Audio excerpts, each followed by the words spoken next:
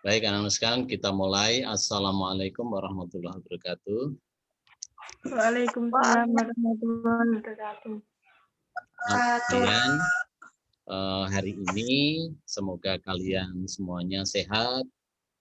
Semoga Allah memberikan kemudahan, kecerahan mengikuti pembelajaran hari ini, dan juga semua anggota keluargamu, kita semuanya semoga selalu mendapatkan lindungan dari Allah Tuhan Yang Maha Kuasa. Nah, hari ini kita akan melanjutkan kegiatan pembelajaran minggu yang lalu, yaitu tentang teks cerita inspiratif. Minggu yang lalu cerita inspiratif sudah kita mulai. Kemarin kita mendalami tentang bagaimana menelaah strukturnya. Nah, kali ini kita akan melanjutkan menelaah kebahasaannya yang berkaitan dengan teks cerita inspiratif. Jadi menelaah struktur sudah, sekarang kita menelaah kebahasaan. Tujuan yang akan kamu capai sebenarnya hanya cukup satu ini, yaitu menelaah kebahasaan, tetapi lingkup dari materi kebahasaan ini cukup banyak. Yang pertama, kamu nanti harus memahami atau mendapatkan semacam pemahaman, kejelasan tentang kata keterangan atau fungsi keterangan dalam kalimat. Kemudian yang kedua, kalian harus memperoleh pemahaman tentang kata penghubung atau konjungsi. Konjungsi sudah sering kita bahas, tetapi di teks ini pun konjungsi juga akan tetap kita dalami lagi. Kemudian ada kalimat fakta dan opini. Sebenarnya kalimat fakta pun kemarin juga sudah, tetapi kamu ketika saya beri perintah untuk menunjukkan contoh-contoh fakta, itu seringkali masih banyak yang salah. Nah, kali ini kita akan mendalami lagi tentang fakta dan opini atau pendapat. Ini dua hal yang berkebalikan. Kemudian ini tambahan baru yang materi ini sebenarnya sangat luas. Kalian nanti harus bisa memahami tentang kalimat tunggal dan kalimat majmuk. Kalimat tunggal itu seperti apa dan kalimat majmuk itu yang bagaimana. Anak sekalian, untuk memulainya maka mari kita cermati teks ini. Di situ silahkan kalian baca dan akan saya bacakan juga. Bu Bintang, seorang guru sekolah dasar, mengajar di Balikpapan. Beliau memberikan soal kepada murid-muridnya untuk latihan. Bersama suaminya, Sudarmono, Bu Bintang mengajar di Pusat Kegiatan Belajar Masyarakat atau PKBM yang mereka dirikan. Nah, paragrafnya simple. Nah, pertanyaannya sekarang, coba kalian temukan fungsi keterangan dari teks itu. Kira-kira keterangan itu entah itu kata keterangan atau jabatan keterangan dalam kalimat itu yang mana? Saya beri contoh dulu. Di paragraf tersebut ada kalimat yang berbunyi, Bu Bintang, seorang guru sekolah dasar, mengajar di Balikpapan. Nah, bagian dari kalimat yang berbunyi di Balikpapan ini itu dinamakan keterangan, khususnya keterangan tempat. Mengapa dinamakan keterangan tempat? Ya karena di Balikpapan itu menunjukkan tempat. Ya, jadi menunjukkan tempat. Jadi ini dinamakan keterangan. Oke. Mungkin anak-anak ketika kamu mengikuti penjelasan Pak Pusito, mic-mu boleh di off-kan dulu, di unmute dulu biar suara tidak terganggu. Saya lanjut ya. Misalnya lagi ada kalimat yang kedua. Beliau memberikan soal kepada murid-muridnya. Di kalimat ini, saya ulangi, beliau memberikan soal kepada murid-muridnya untuk latihan. Nah, bagian kalimat tersebut khususnya yang berbunyi untuk latihan, itu juga dinamakan keterangan, khususnya keterangan tujuan. Oke, jadi keterangan itu ada di dalam sebuah kalimat yang biasanya berfungsi menerangkan. Bisa menerangkan tempat, bisa menerangkan tujuan, bisa menerangkan waktu, atau yang lain. Coba di paragraf atas ini, siapa yang bisa menemukan contoh lain yang di dalamnya ada keterangan?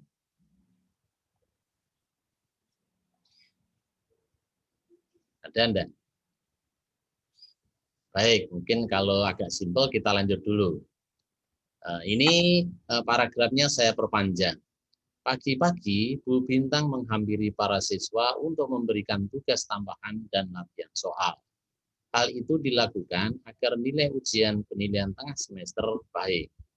Setelah para murid selesai mengerjakan, Bu Bintang tidak mengambil kembali soal-soal itu. Akan tetapi, Bu Bintang meminta para wali murid untuk menyerahkan bukti jawaban murid melalui aplikasi WhatsApp agar dapat diperiksa oleh para guru.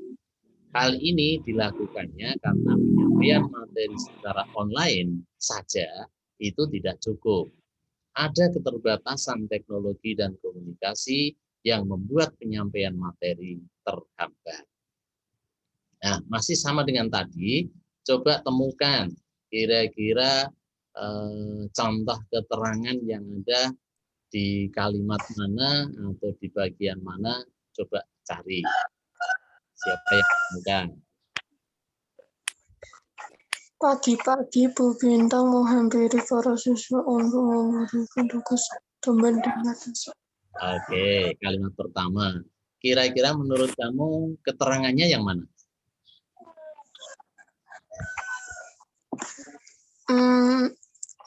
Memberikan tugas tambahan dan latihan soal.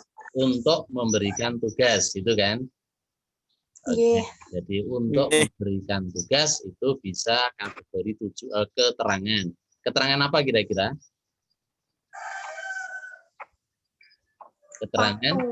Keterangan waktu untuk memberikan tugas tuh. Keterangan tujuan. Ya. Baik, saya beri contoh. Betul, kalimat tadi saya misalnya ambil sebagian. Pagi-pagi Bu Bintang menghampiri para siswa. Pagi-pagi itu juga kategori keterangan. Kira-kira keterangan apa? Waktu. Keterangan. Waktu, betul. Jadi pagi-pagi itu keterangan waktu. Siapa lagi yang mau menemukan atau menyampaikan? Rahma mungkin. Rahma, halo Rahma. Bu Bintang meminta para wali murid untuk menyerahkan bukti jawaban murid. Oke, Bu Bintang menyerahkan kembali soal ulangi Bu Bintang meminta para wali murid ya. Ya, ini ada keterangan apa? Keterangan cara. Yang mana itu? Yang jawaban murid melalui aplikasi WhatsApp. Oke, ya. Jadi Bu Bintang meminta para wali murid untuk menyerahkan bukti jawaban murid melalui aplikasi WhatsApp. Nah, melalui aplikasi WhatsApp itu dinamakan keterangan cara. Oke, jadi dalam sebuah teks itu kata keterangan atau jabatan keterangan cukup banyak. Ada keterangan tempat, keterangan waktu, keterangan tujuan, keterangan alat, bisa juga ada keterangan sebab dan yang lainnya. Jadi banyak ya. Baik, saya lanjut dulu. Masih paragraf yang tadi, pertanyaannya sekarang ganti konjungsi. Masih ingat konjungsi itu apa? Penghubung. Oke, kata penghubung. Mungkin Kamil sudah bisa menemukan kira-kira ada konjungsi di paragraf tersebut khususnya yang mana?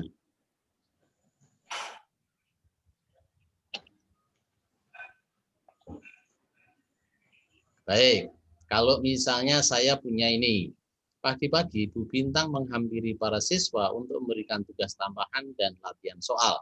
Ada enggak konjungsi? Ada. Nah, yang mana itu? Untuk. Konjungsinya yaitu Untuk. ada konjungsi untuk, ada konjungsi dan. Nah, semuanya kategori konjungsi. Bagus. Nah, konjungsi itu dinamakan konjungsi intrakalimat. Maksudnya intrakalimat, konjungsi kata penghubung yang menghubungkan antara bagian satu dengan bagian yang lain, tetapi dalam satu kalimat. Jadi kalimatnya satu, di dalamnya ada kata penghubung. Misalnya lagi, cermati ini, Bu Bintang tidak mengambil kembali soal-soal itu, titik ya. Terus, akan tetapi Bu Bintang meminta para wali murid untuk menyerahkan. Kira-kira ada konjungsi. Akan tetapi. Akan tetapi. Oke, bagus. Ada konjungsi akan tetapi. Nah, konjungsi akan tetapi ini dinamakan konjungsi antar kalimat. Maksudnya antar kalimat itu menghubungkan kalimat satu dengan kalimat berikutnya. Yang lain. Kita ulangi. Ini kalimat satunya kan Bu Bintang tidak mengambil kembali soal-soal itu, titik. Ini kalimat pertama. Terus akan tetapi ini kata penghubung. Bu Bintang, ya ini kalimat kedua. Jadi akan tetapi menghubungkan antar kalimat. Jadi konjungsi kita tambah pemahaman satu, ada konjungsi intrakalimat, ada konjungsi antar kalimat. Oke ya. Kita lanjut lagi. Masih di teks tadi. Sekarang kita analisis, kita telaah fakta dan opini. Misalnya kalau ada kalimat ini, pagi-pagi Bu Bintang menghampiri para siswa. Menurut kamu pernyataan ini atau kalimat ini fakta atau opini? Fakta. Fakta. Fakta. Tidak, mengapa fakta? Karena pagi-pagi Bu Bintang menghampiri para siswa. Oke, ya jadi dinamakan fakta itu karena keterangan tersebut, pernyataan tersebut itu sudah pasti benar. Itu sesuai dengan kenyataan. Jadi kalau pernyataan yang sudah pasti benar, orang tidak menyangkal lagi, semua mengatakan iya, faktanya memang begitu, nah itu fakta. Beda dengan misalnya ini, hal itu dilakukan agar nilai ujian penilaian tengah semester baik. Kalimat ini dinamakan kira-kira fakta atau opini? Opini. Kenapa opini? Opini. Karena tidak kenyataan, Pak. Tidak kenyataan. Kira-kira menurut kamu bagian mana yang itu belum pasti kebenarannya? Itu yang mana? Hal itu dilakukan. Hal itu dilakukan. Nah, di sini ada agar nilai ujian penilaian tengah semester baik. Kira-kira apakah ini pasti akan menjadi baik? Belum tentu ya. Belum tentu. Nah, jadi akan menjadi baik itulah yang bisa dikategorikan opini. Karena nilai itu kan ya ada anak yang nilainya bagus, tapi juga ada anak yang nilainya belum bagus, sehingga belum pasti. Karena itu merupakan kemungkinan. Baik itu sebuah pertimbangan penilaian. Jadi itu beda antara fakta dan opini. Coba mungkin siapa yang mau menyampaikan kalimat lain yang bisa dikategorikan fakta atau opini? Kira-kira yang mana?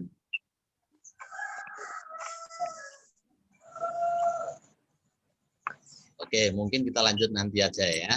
Kita lanjut, ini ada paragraf yang berbeda. Zonathan Bimo Satrio berasal dari kota Banjarbaru, Kalimantan Selatan. Saat ini ia sedang menempuh pendidikan di Universitas Atmajaya, Yogyakarta, jurusan sosiologi. Bimo suka sekali membuat konten video, menari, menggambar, dan mewarnai. Sebelum pandemi, kegiatan Bimo sehari-hari diisi dengan kuliah dan aktivitas di beberapa komunitas kampus, yaitu On Fire dan Tebus Story. Selain itu, Bimo juga rutin latihan menari setiap minggu. Akan tetapi setelah pandemi, semuanya berubah. Bimo kembali ke rumahnya dan menghabiskan waktu di rumah bersama keluarga. Kegiatan bersama komunitas ini dilakukan melalui media sosial. Selama di rumah, Bimo tetap berlatih tari, membuat konten video, menggambar, mewarnai, dan menanam berbagai tanaman sayur organik agar tetap produktif dan tetap semangat. Pertanyaannya, kira-kira yang mana yang kalimat tunggal dan yang mana yang kalimat majemuk? Saya beri contoh dulu. Ada kalimat, Bimo rutin latihan menari setiap minggu. Kira-kira menurut kamu kalimat ini tunggal atau majemuk? Kalimat tunggal. Kalimat tunggal. Tunggal. Apa pertimbangannya dinamakan kalimat tunggal?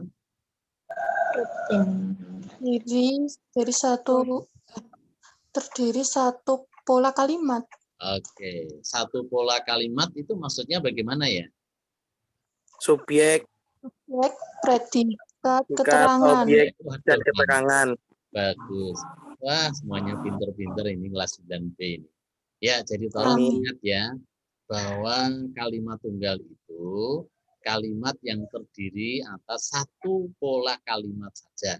Lah yang dimaksud satu pola, itu subjeknya hanya satu atau predikatnya ya hanya satu.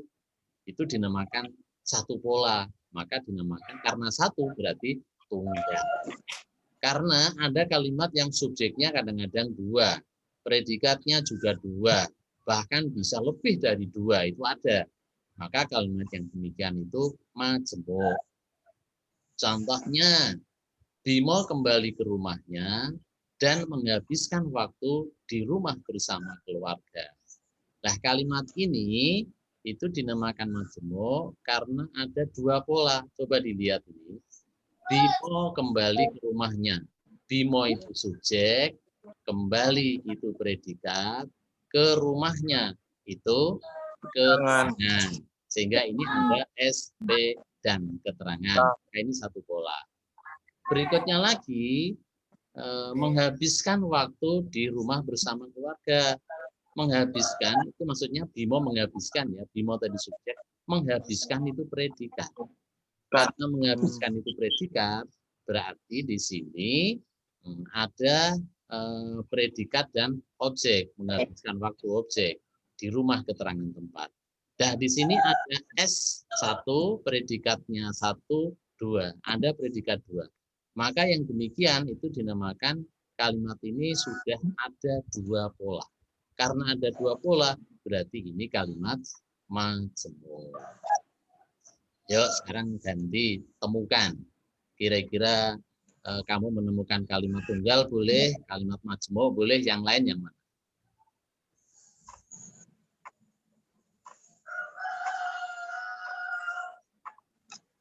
Siapa yang mau mencoba menyampaikan?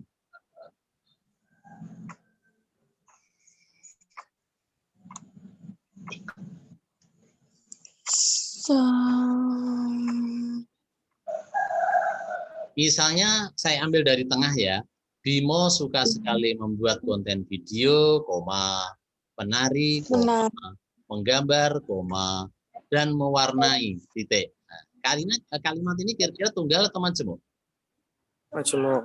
Majemuk. Nah, coba sekarang coba dihitung. Kalau ini majemuk, kira-kira ada berapa pola?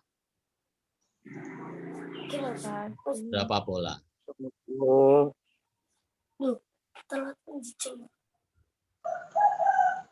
Bimo itu subjek, suka sekali membuat konten itu ada predikat, nah ini satu pola.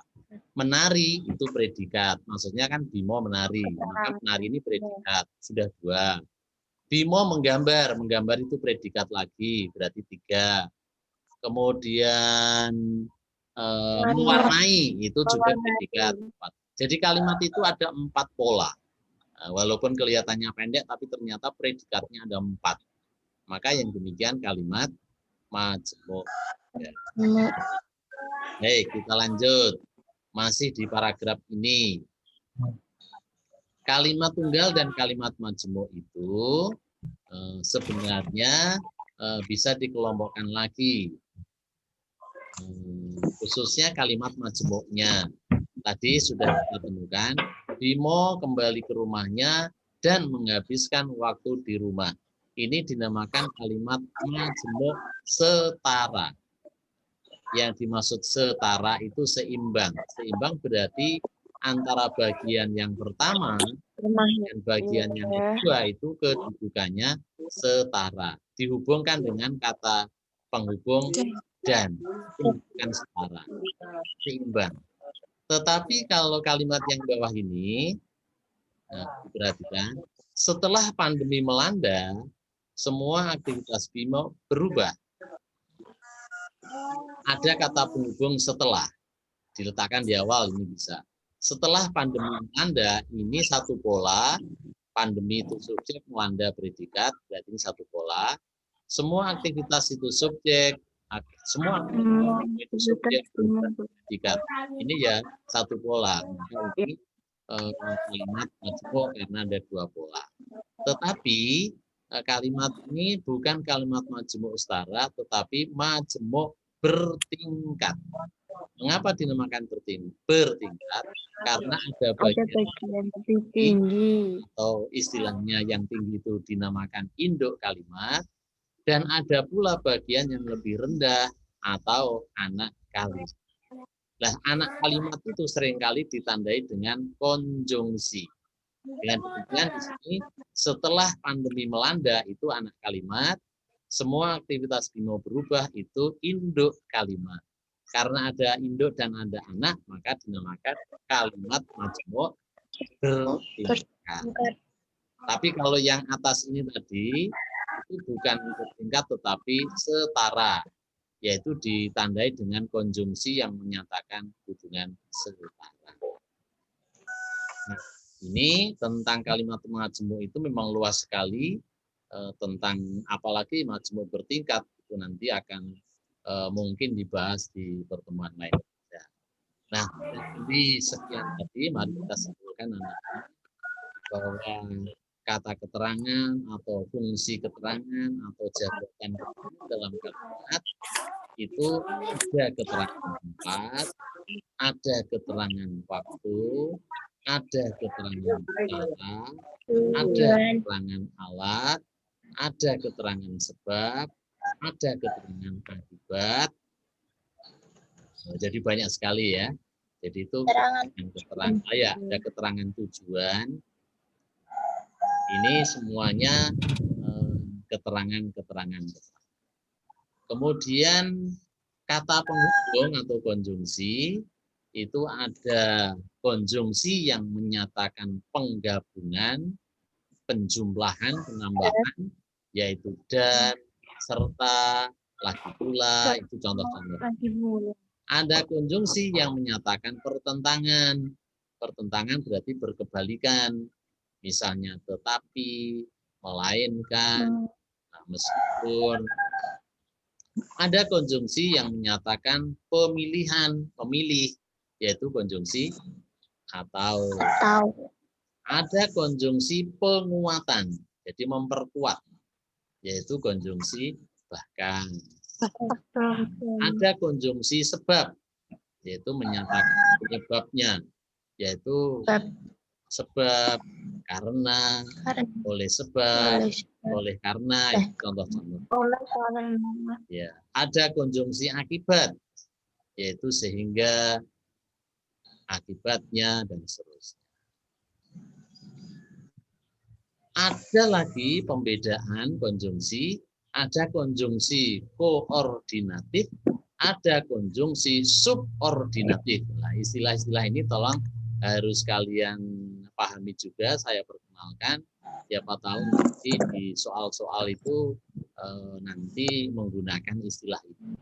Yang dimaksud konjungsi koordinatif itu konjungsi yang menghubungkan antara bagian satu dengan bagian yang lain dalam satu kalimat. Seperti tadi, dan serta dan seterusnya itu dalam satu kalimat, maka ini koordinatif. Konjungsi subordinatif itu antar kalimat. Ada kalimat satu, terus ada kalimat yang kedua, dirangkai dengan konjungsi. Seperti tadi, akan tetapi, nah tadi kan ada di depan tadi, itu subordinatif. Selanjutnya, simpulan tentang fakta, bahwa fakta itu sesuai kenyataan. Ini batasan ini untuk memudahkan kamu nanti mengklasifikasi ya. Sudah pasti kebenarannya itu fakta. Sedangkan opini itu belum pasti kebenarannya. Opini itu sebuah kemungkinan. Opini itu merupakan sebuah penilaian atau pertimbangan. Nah, ini untuk memudahkan kamu bagaimana bedanya antara fakta dan opini. Misalnya berikutnya lagi ini tentang kalimat tunggal ya. Kalimat tunggal itu kalimat yang terdiri atas satu pola. Terus satu pola itu maksudnya subjeknya maupun predikatnya itu hanya satu. Sedangkan kalimat majmu' itu dinamakan majmu' itu berarti lebih dari satu. Yang lebih dari satu apanya? Polanya. Iya, subjeknya atau predikatnya itu lebih dari satu. Kemudian kalimat majmu' juga dibedakan, ada kalimat majmu' setara dan juga ada kalimat majmu' bertingkat. Yang setara itu menghubungkan antara bagian satu dengan bagian yang lain secara seimbang, setara. Tidak ada yang lebih tinggi dan tidak ada yang lebih rendah. Beda dengan kalimat majmu' bertingkat. Bertingkat itu ada yang induk, ada yang anak. Yang induk lebih tinggi, yang anak lebih rendah. Maka ini dinamakan bertingkat. Anak sekalian, tentang tugasmu, saya pikir cukup gampang nanti.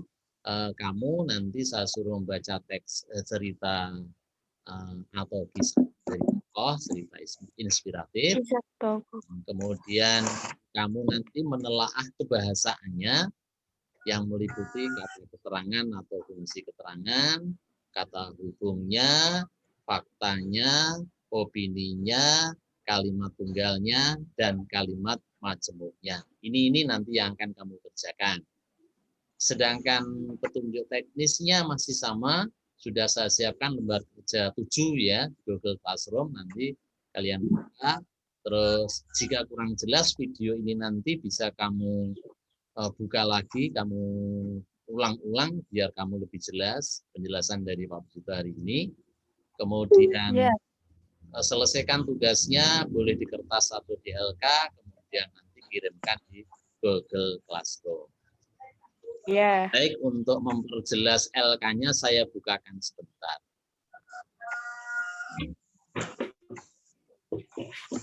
LK lembar kerja.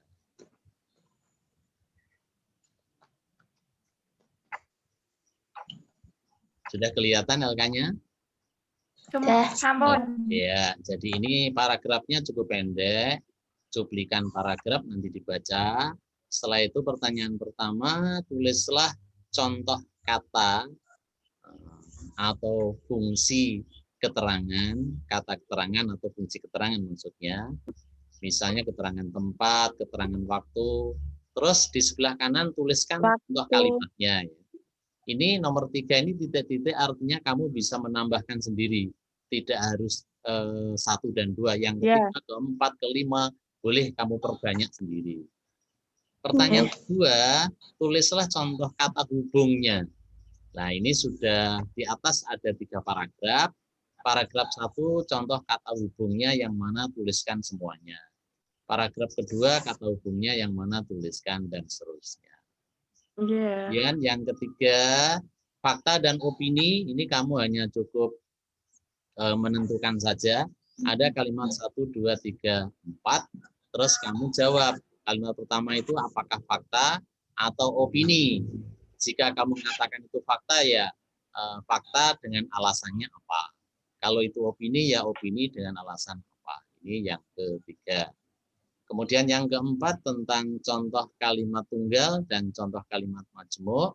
Yang kiri ini untuk menuliskan contoh kalimat tunggal, yang kanan ini untuk menuliskan kalimat majemuk.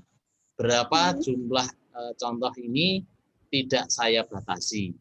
Di sini hanya 2, tapi bukan berarti kamu menjawabnya hanya 2. Boleh lebih dari itu. Itu anak sekalian, kira-kira gambaran tugasnya. Nah, saatnya sekarang kalau mungkin ada pertanyaan boleh. Itu mengerjakannya kalau tidak dibuat kolom gimana, Pak?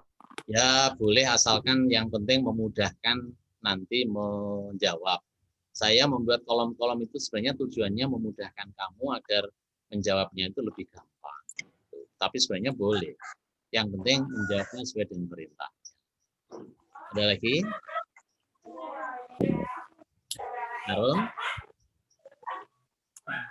Nah, Rahma, ada pertanyaan? Udah, Pak. Rahma? Enggak. Enggak? Tasya? Enggak. Nah, kalau tidak ada, saatnya saya absen, semuanya dibuka videonya.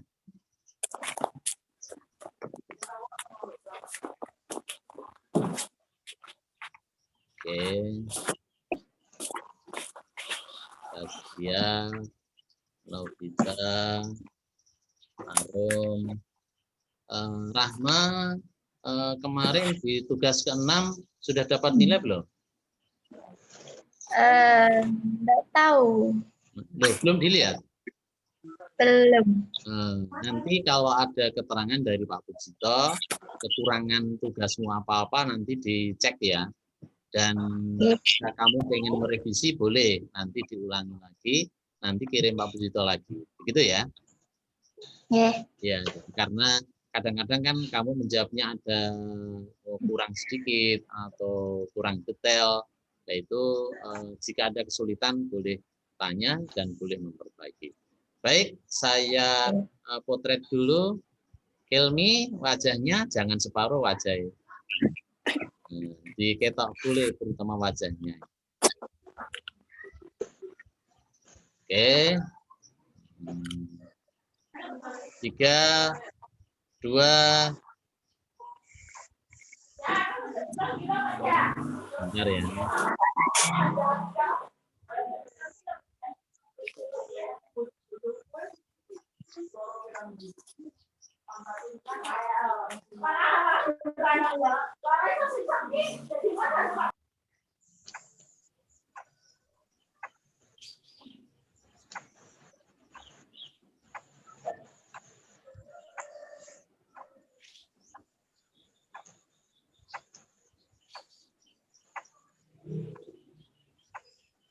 Baik, ulangi sekali lagi sekarang ganti salam literasi.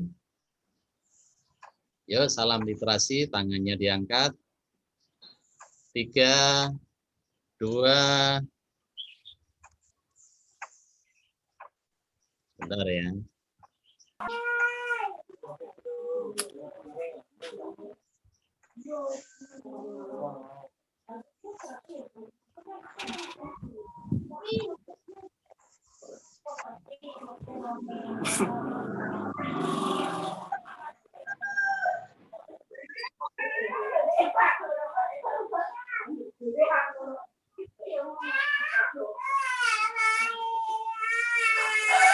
Oke, baik anak-anak, sementara kegiatan pelajaran hari ini cukup.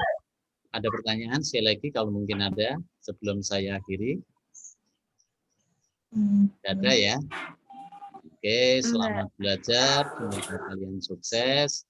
Kamu jatah untuk thread foto kapan?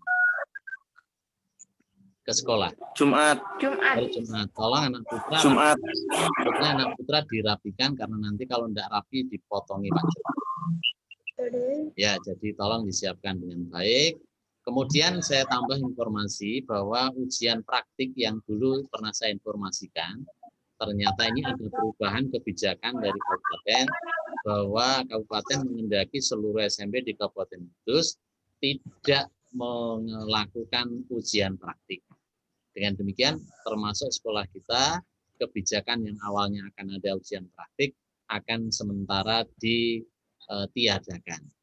Jadi ujian praktiknya tidak ada, hanya kamu nanti ujian tulis tetap ada. Sedangkan Maret berarti mulai Senin besok Kamu sudah latihan ujian loh ya.